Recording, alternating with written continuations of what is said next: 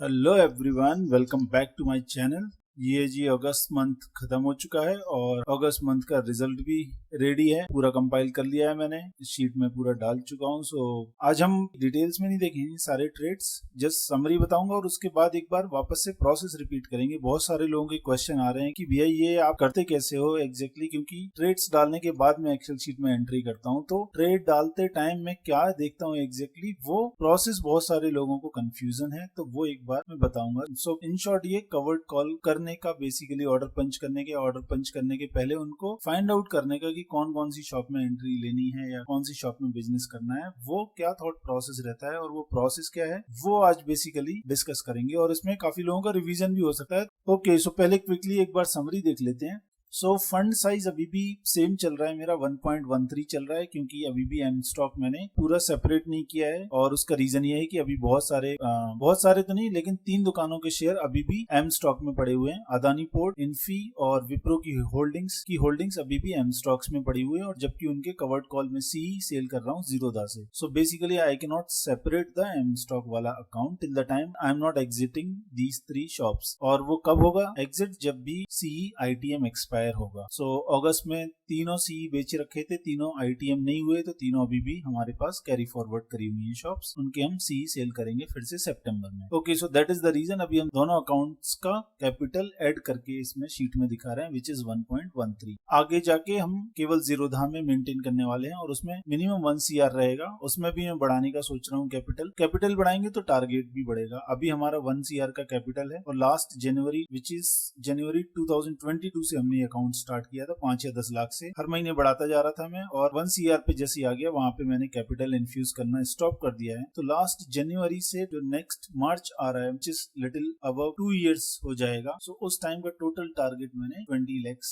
रखा हुआ है इस अकाउंट से निकालने का from the capital of 1 CR। Anyways 1 CR capital हमारा इस मार्च में हुआ था, मार्च 23 में। सो ये तो हो गया हमारा टारगेट के बारे में, लेकिन देखेंगे हम target in terms of target अभी हम कहाँ पर हैं, कहाँ पे पहुंचे हैं, कितने पानी में हम, वो सब हम आगे देखेंगे। बट अभी के लिए अकाउंट कैपिटल इज 1.13। एक और मैंने इसमें सेक्शन ऐड किया है राइट साइड में, XIRR कैलकुलेट करने का, कब कब इसमें पैसा डाला है और उसमें से जिस मंथ में जितना भी कैपिटल था उसके बेसिस पे उस मंथ में कितना रिटर्न निकाला है, उसके बेसिस पे ये पूरा XIRR का फॉर्मूला निकाला है। सो अभी 1 जनवरी 2022 से अगर मैंने ये XIRR कैलकुलेट किया तो टिल डेट अभी तक क्लोज टू 13% ये XIRR आ रहा है, which is pretty decent. I mean मैंने बेसिकली 12% का ही टारगेट किया हुआ है कि मुझे 1 करोड़ पे 1 लाख रुपए का रेंटल चाहिए per month on an average. So उस हिसाब से अभी तक फॉर्चुनेटली सब कुछ सही जा रहा है। सो राइट साइड में ये सेक्शन नया ऐड किया, सो इसलिए सोचा इसके बारे में भी बता दूं। ओके, नाउ अभी क्विकली हम चलते हैं डायरेक्ट डैशबोर्ड 2 पे। सो डैशबोर्ड 2 पे अभी सारे एंट्री मैंने कर दिए हैं, इसमें जितने भी ट्रेड्स थे जीरोधा के और एम स्टॉक्स के इन द मंथ ऑफ अगस्त, सारे मैं ट्रेड इधर लेके आ गया हूँ। और इस मंथ के जो टोटल ट्रेड्स गए हैं वो अगेन 60 हो गया टोटल काउंट। कुछ 2-4 इसमें डिविडेंड भी आए हुए हैं, लेकिन 60 हमारे ओवरऑल ट्रांजेक्शन हो गए हैं। सो डिविडेंड वाले जो है वो आप इसमें से एक्सक्लूड करके आप लोग अंदाजा लगा सकते हो कि कितना ब्रोकरेज दिया होगा, राइट। सो 60 ट्रांजेक्शन, अभी हमारे ट्रांजेक्शन का नंबर्स हर मंथ बढ़ ही गया है, मतलब 50 प्लस आता ही है। I don't know how to reduce that, maybe it will be reduced once I start doing the business in the same script but multiple shops. मतलब एक स्क्रिप्ट के मल्टीपल लॉट्स में जब मैं कवर्ड कॉल करूंगा तब शायद ये नंबर ऑफ ट्रांजेक्शंस कम होंगे, बट फॉर नाउ एक शॉप में एक ही लॉट रहता है। ओके, सो ये जो 60 ट्रांजेक्शन की है इसमें टोटल जो हमारा मंथ में बना है वो बना है 1.6 lakhs। ओके, और 1.6 lakhs में से मैंने अगेन ट्रांजेक्शंस के टाइप डाल दिए हैं। सो इस मंथ में ये पहला मंथ था जिसमें एक भी एग्जिट नहीं हुआ है। सो एक भी एग्जिट नहीं हुआ मतलब इक्विटी का एंट्री एक भी नहीं आएगा। और आपको पता है इक्विटी का अगर इसमें एंट्री आता है, मतलब कोई भी हम शेयर एग्जिट करते हैं, then that is the transaction where we have to pay minimum tax, right. So इस मंथ में एक भी एग्जिट नहीं हुआ, इसलिए इस मंथ में जो भी ट्रांजेक्शंस हैं they are either against FNO और the income is from dividend. और दोनों कैटेगरी के लिए आपको जैसा पता होगा 30% हमको टैक्स भरना पड़ता है। सो इसलिए 1.6 जो हमको प्रॉफिट हुआ है इसमें से 50,000 रुपए हमारा सीधा सीधा चला जाएगा मोदी जी को। ओके, पिछले मंथ हमने सेम इनकम कमाई थी और 25 10,000 के आसपास ही टैक्स भरना पड़ा था और इस मंथ डबल हो गया टैक्स। सो ये हो गया हमारा इस मंथ का परफॉर्मेंस। और अभी हम ओवरऑल टारगेट में कहां पर हैं? जो 20 लाख का हमने टारगेट सेट किया हुआ है उसमें से 17.62 हम हिट कर चुके हैं अभी तक। टोटल कैश फ्लो जो लिखा हुआ है ग्रीन कलर में कॉलम आई, इसका मतलब ये है कि हमको 2.5 लाख रुपए और बनाने हैं टिल नेक्स्ट मार्च, जिसके लिए अभी हमारे पास टाइम काफी है। लेकिन द की इज कि किसी मंथ में भी, ऑल दो टाइम बहुत ज्यादा है अभी हमारे पास कि सितंबर, अक्टूबर, नवंबर, दिसंबर और उधर जनवरी, फरवरी, मार्च, मतलब 7 मंथ है हमारे पास और उसमें 2.5 लाख रुपए बनाना है। बन सकता है जिस स्पीड से, जिस पेस से हम जा रहे हैं। The only key is to close all the months in positive. Positive में कितना जाता है उसको फोकस नहीं है, फोकस ये रहेगा मेरा कि कोई भी मंथ नेगेटिव में लॉस ना करूं, इसलिए डिसिप्लिन रहना है। तो ये टारगेट हिट होने के ज्यादा चांसेस अपने आप बढ़ जाएंगे, क्योंकि अगर कोई मंथ नेगेटिव में क्लोज हुआ तो नेक्स्ट मंथ में मुझे पिछले मंथ का नेगेटिव प्लस और ज्यादा प्रॉफिट कमाना पड़ेगा in order to become positive, right. So ये ओवरऑल थॉट प्रोसेस रहेगा मेरा। बाकी देखते हैं, भगवान की जैसी कृपा रहेगी, जैसी मर्जी रहेगी। ओके, सो ये हो गया हमारा लास्ट मंथ का समरी। आपको अगर डिटेल्स ट्रेड देखने हैं कि किस ट्रेड में क्या किया है, वो आप इंडिविजुअल ट्रेड्स देख सकते हैं, सारी एंट्रीज। होपफुली आपके पास एक्सेस होगा इस शीट का। नहीं है तो please send me an email from your Gmail ID, मैं आपको ऐड कर दूंगा उसमें, या फिर आप कमेंट सेक्शन में भी अपना मेल आईडी डाल सकते हैं और मैं वो ईमेल आईडी इस शीट के एक्सेस में ऐड कर दूंगा, एक्सेस लिस्ट में। ओके, नाउ एक चीज मैंने इसमें एडिशनल करी है कि अभी सिंस ये 1.13 का टोटल कैपिटल है, लेकिन मैं सारी दुकानों में काम नहीं कर रहा हूँ, तो उसकी वजह से क्या हो रहा है कि बहुत सारा कैपिटल मेरा अनयूज्ड पड़ा रहता है। तो उसके लिए मैंने क्या किया है recently, this is not the core principle of this account management, but मैं कर रहा हूँ just to utilize that additional money या मार्जिन जो मेरे पास पड़ा रहता है अकाउंट में। क्योंकि उसका एक ड्रॉबैक ये भी रहता है कि जीरोधा वाले जो अनयूज्ड अमाउंट रहता है आपका क्वार्टरली बेसिस पे उसको सेटल कर देते हैं और आपके बैंक अकाउंट में भेज देते हैं, तो वो भी मुझे अवॉइड करना रहता है। इसलिए मैं ट्राई करता हूँ कि पूरा मार्जिन, पूरा कैपिटल जो है वो at any point in time weekly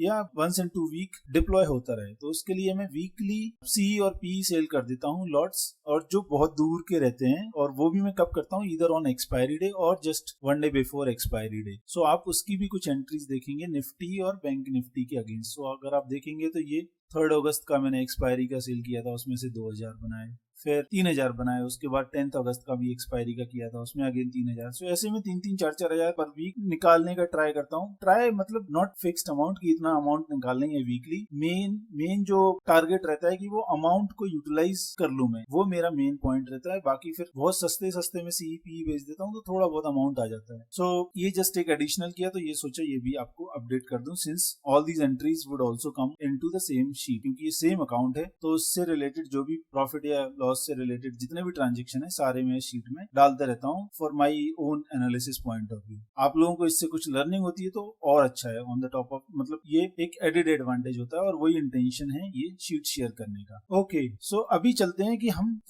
ये बेसिकली प्रोसेस करते कैसे हैं। सो मैं क्या करता हूँ कि स्क्रीनर पे जाता हूँ। स्क्रीनर पे मैंने टॉप 50 शेयर्स का वॉच लिस्ट बना रखा है। सो जैसा आपको पता होगा कि मैं केवल इस अकाउंट को मैनेज करने के लिए केवल और केवल टॉप 50 निफ्टी 50 के शेयर्स में ही काम करता हूँ। सो मैंने क्या किया है कि टॉप 50 का एक स्क्रीनर में वॉच लिस्ट बना लिया। अभी मैं केवल ये देखता हूँ कि इनमें से शेयर, कोई नया शेयर अगर खरीदना है, कोई नए शेयर में बिजनेस करना है, दुकानदारी करना है, तो मैं सबसे पहले ऐसा देखता हूँ इनमें से कोई भी शेयर ऐसा है क्या कि जो 200 डीएमए और 50 डीएमए दोनों डीएमए के नीचे कोई शेयर चल रहा है क्या। ऐसा शेयर मैं इसमें से पूरी शीट में से ढूंढता हूँ। सो फॉर एग्जाम्पल अभी इस शीट में से मुझे यूपीएल मिल गया। यूपीएल में आप देखें करंट मार्केट प्राइस 60, 50 डीएमए 620 है और 200 डीएमए 678 है। मतलब ये हमारा परफेक्ट कैंडिडेट हो जाता है दुकानदारी करने के लिए। रीजन क्या है इसका, मैं डिस्काउंट पे शेयर खरीदना चाहता हूँ, मैं डिस्काउंट पे कोई दुकान खरीदना चाहता हूँ और फिर उस पर रेंट वसूल करना शुरू करना चाहता हूँ। ये मेरा थॉट प्रोसेस है। और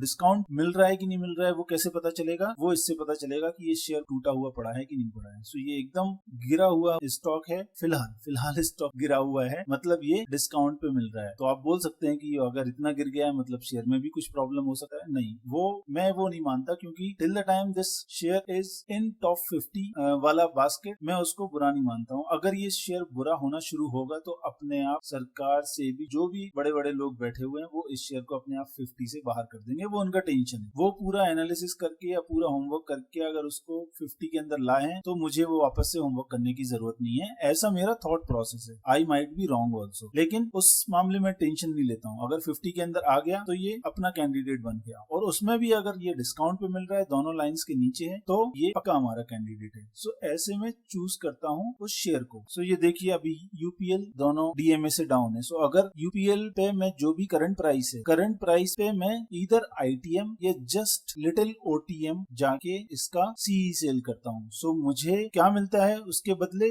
2 से 3%, एटलीस्ट 3% मुझे रेंट मिल जाता है उस करंट मंथ का। वो 3 महीने का जो रेंट मिलता है उसको मैं बुक कर लेता हूँ। अब उसमें 3 सिनेरियो होते हैं, या तो वो शेयर ऊपर चला जाएगा तो जो 3 मंथ का हमने रेंट लिया वो रेंट हमारा केवल हो जाएगा और हमारा कोई फायदा नहीं है। ओके, और दुकान भी चली जाएगी हमारी, ठीक है। सो वो 3 महीने का इकट्ठा हमने जो किराया लिया था पहले महीने में, वो हमारा 1 महीने में 3 महीने का किराया वसूल हो जाता है। वो एक अच्छी सिचुएशन हो जाती है मेरे लिए, उसमें टैक्स भी सबसे कम आता है। ओके, दूसरी सिचुएशन ये होती है कि शेयर जहाँ पे है वहीं पे बंद होता है मंथ के एंड पे। वो भी सिचुएशन मेरे लिए बहुत अच्छी है, क्योंकि 3 मंथ का जो रेंट मैंने कलेक्ट किया था वो भी मेरी जेब में है, दुकान भी मेरे पास रह जाती है। अब मैं अगले महीने फिर से आईटीएम ही ये सेम स्ट्राइक प्राइस पे या उसके आसपास वाले स्ट्राइक प्राइस पे बेचूंगा, फिर से मैं 2-2.5 महीने का 3 महीने का रेंट कलेक्ट कर लूंगा। तो वो भी सिचुएशन बहुत अच्छी है मेरे लिए। तीसरी सिचुएशन ये है कि ऑल्दो मैंने इतने डाउन पे स्टॉक लिया था, दुकानदारी शुरू करी थी, लेकिन उससे भी नीचे चला गया, तो भी मेरे पास उस केस में भी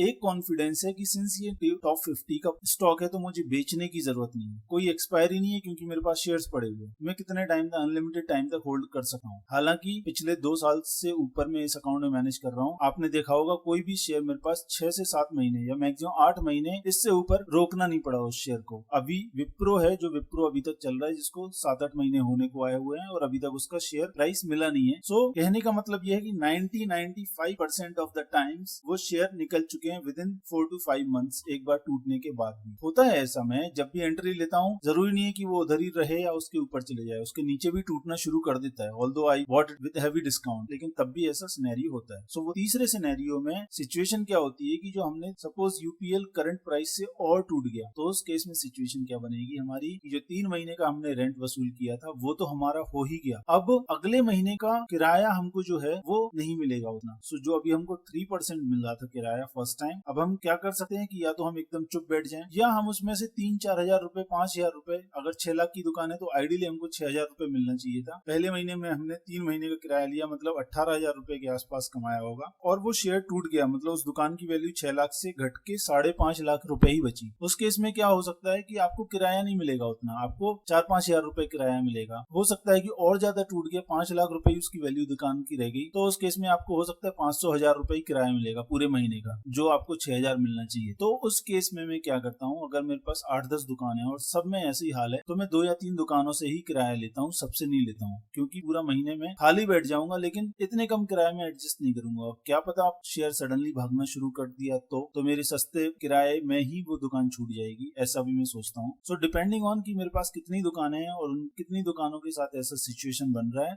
आई take the call at that time. और वो आप एग्जैक्टली ट्रांजेक्शन मेरी इस पूरे लॉग में देख सकते हैं, मैंने पास्ट में कब कब कौन कौन से महीने में और कितना कितना रेंट लिया है। सो आप देख सकते हैं बहुत बार मैंने कोई दुकान में एक पूरे लॉट के अगेंस्ट 2-3 हजार रुपए में भी सेटिस्फेक्शन लिया है, और कभी कभी पूरी दुकान के अगेंस्ट मैंने पूरा महीना ऐसे ही छोड़ दिया है, क्योंकि मैंने पहले महीने में 3 महीने का किराया कलेक्ट करके मैं ऑलरेडी बैठा हूँ, विच मीन्स मैं और 2 महीने और वेट कर सकता हूँ, शायद वो शेयर ऊपर आ जाए और मुझे वापस से अच्छा किराया मिलने लग जाए। सो ये मेरा केवल थॉट प्रोसेस है, उसमें यही 3 सिचुएशन हो सकते हैं कवर्ड कॉल में, इसके अलावा कुछ हो नहीं सकता है। सो आई होप आपको ये समझ में आ गया कि मैं शेयर्स कैसे शॉर्टलिस्ट करता हूँ, जो मैंने डिस्काउंट वाला बताया। अभी आपका क्वेश्चन हो सकता है कि भैया कोई अगर शेयर ऐसा है ही नहीं जो दोनों लाइंस के नीचे है, ऐसा भी सिनेरियो हो सकता है। सो बिल्कुल ऐसा सिनेरियो हो सकता है, और हालांकि मुझे मोस्टली हर महीने में मिल ही जाता है, पिछले 2 साल में कभी ऐसा सिचुएशन नहीं हुआ, लेकिन हो सकता है ऐसा भी सिनेरियो हो सकता है कि पूरे 50 शेयर में से एक भी शेयर ऐसा नहीं है जो दोनों लाइन के नीचे है। अगर ऐसी सिचुएशन हुई, सिंस मैं अभी 8-10 दुकानों में काम करने लग गया हूँ एक साथ, तो अब मुझे 5-6 तो मिल जाते हैं, लेकिन कभी कभी 10 के 10 नहीं मिलते हैं जो दोनों लाइंस के नीचे। उस केस में मैं क्या करता हूँ कि कम से कम वो शेयर दोनों में से एक लाइन के भी नीचे है तो भी मैं उस शेयर को उठा लेता हूँ, और उनमें से भी अगर 200 लाइन के नीचे है लेकिन 50 के ऊपर है तो उसको मैं पहले उठाऊंगा, अगर इसका अपोजिट है तो उसको कम प्रायोरिटी दूंगा। लेकिन पॉइंट ये है कि दोनों लाइन के नीचे है वो सबसे पहली प्रायोरिटी। दोनों में से अगर दोनों लाइन के नीचे वाला एक भी शेयर नहीं मिल रहा है, या फिर मिल गया लेकिन मुझे और दुकान चाहिए, तो उस केस में मैं मैं दोनों में से एक वाला भी उठा लेता हूँ। सो ये रहता है मेरा थॉट प्रोसेस। इतने में मुझे मिल ही जाते हैं शेयर्स बेसिकली। और लेटली अभी मैं 10 से ज्यादा दुकानों में काम करने लग गया था, तो मैंने एक आध दो शेयर ऐसे भी लिए हैं कि जो दोनों लाइन से ऊपर थे, लेकिन जस्ट वो they were just little above the 50 DME, just वो ब्रेकआउट दे रहा था। हालांकि वो करना नहीं है, मुझे रेगुलर प्रैक्टिस नहीं रखनी है, लेकिन जस्ट मेरे पास एक्स्ट्रा कैपिटल पड़ा हुआ था और मेरा मन नहीं था कि किसी एग्जिस्टिंग दुकान में 2 लॉट ले लूं, इसलिए मैंने वो एक दो बार ऐसा भी शेयर लिया हुआ है। But that is not something which I would recommend तो खैर मैं कुछ भी नहीं करता, लेकिन मैं केवल अपनी थॉट प्रोसेस बता रहा हूँ। So most of the time discount पे लेना है मुझे जब भी लेना है, और डिस्काउंट पे लेने के बाद मैं उसका रेंट वसूल करना स्टार्ट कर देता हूँ। और अगर मुझे और दुकान लेने का मन है और उतनी कैपिटल पड़ी है, देन टुवर्ड्स एक्सपायरी मैं क्या करता हूँ, 1 वीक पहले या 1.5 वीक पहले मैं जो शेयर लाइन दोनों लाइन को क्रॉस करते हुए नीचे आने के जिनके चांसेस हैं या नीचे आ चुके हैं और उनमें मुझे एंट्री लेनी है, तो उसका एग्रेसिव पीई भी बेच देता हूँ, जिससे उस एक डेढ़ हफ्ते के अंदर अगर वो शेयर और नीचे आ गया तो मुझे डिस्काउंटेड प्राइस पे मिलेगा। वो शेयर अगर ITM नहीं हुआ मेरा पीई, तो कम से कम उतना पीई का जो प्रीमियम लिया वो तो कम से कम मेरा हो जाएगा। सो ऐसी भी एंट्रीज आपको मेरे लॉग में मिल सकती हैं। सो ये था मेरा ओवरऑल छोटा सा प्रोसेस है कवर्ड कॉल सेल करने का, बहुत कॉम्प्लिकेटेड कुछ भी नहीं है, इसलिए मैं ये अपने फुल टाइम जॉब के साथ भी कर पाता हूँ, कोई ज्यादा प्रॉब्लम नहीं आता। It just needs 15 to 20 minutes और hardly 30 minutes in a day. बाकी की मैं एनालिसिस, शॉर्टलिस्ट करने का काम, ये सब मैं वीकेंड वगैरह पे कर लेता हूँ और मेरा पूरा महीना हो जाता है। और अभी मैं ये वाले अकाउंट में 1+ CR का कैपिटल मैनेज कर पा रहा हूँ और उसका परफॉर्मेंस आप पूरे सारे महीने का आप देख सकते हैं मेरे वीडियोस में। सो मोस्टली सिमिलर क्वेरीज थे, इसलिए मैंने सोचा कि एक बार ये प्रोसेस को मैं रिपीट कर देता हूँ। अगर इसके बाद भी आपके कोई क्वेश्चंस रहते हैं तो स्पेसिफिक क्वेश्चंस प्लीज मुझे कमेंट में या मेल में कर दीजिए। I will try to consolidate them और वापस से मैं नेक्स्ट वीडियो में उनको एड्रेस करने का ट्राई करूंगा। So hope you like this video. Thank you very much for staying in, thank you very much for listening in, and I will see you in the next one.